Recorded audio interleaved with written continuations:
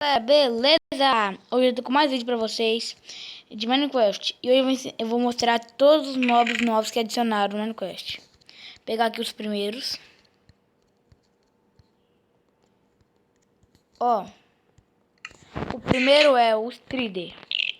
Esse bichinho aqui, ó, muito feio, tadinho, mas se eu não me engano, quando ele fica maior, dá pra montar nele. Deixa eu tentar aqui pegar um maior. Tem que dar essa vara aqui, gente. Opa.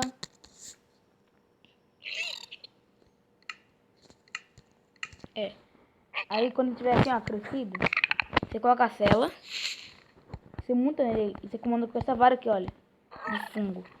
Aí você acelera. Uhul! E o segundo é o fantasma. Ele vive de noite.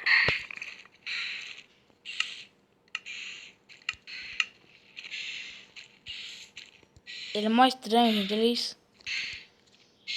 Ele mata, hein, gente. Ele é perigoso. Agora bora pro terceiro, o Vex. É o fantasminha que mata com certeza. Esse cara é da mansão assombrada. Ele atravessa o chão algumas vezes. Se você colocar um village aqui, ele ataca na hora. E o terceiro e o quarto, né, é o javalino. Na verdade é o Zoglin, né? É no javalino. É tipo um porco, mas, né, bem modificado.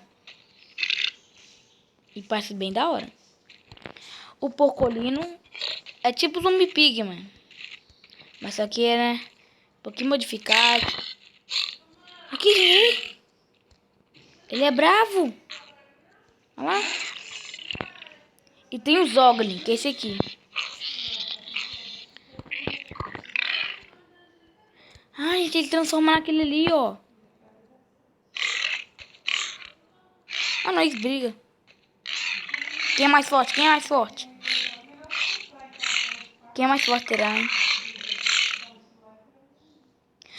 Ele transforma, gente. Você viu? Então bora pra segunda fileira, né? Aqui também tem peixe, gente. Muito legal. Eles adicionaram recentemente no Mine. Gente, ó, tem o salmão. Ele... Nossa, que bicho bravo. Ó, gente, vou falar de novo. Bem longe desse bicho. Salmãozinho, olha lá. Ele é que nem o na vida real, mas é quadradinho, tem nenhuma coisa. Não, sai bicho, sai bicho. Ah, deixa. E também tem o comerciante nômade. É um vendedor de lhamas. E dá pra trocar com ele, gente, ó. Cadê? Aí. Troca. Ele dá umas coisas boas. Tipo assim. E vários outros nômades trocam. E também tem o Devastador. É tipo um rinoceronte, mas, né? Será que dá pra montar? Não dá, não. Mas é bem feinho. Parece aquele lá é...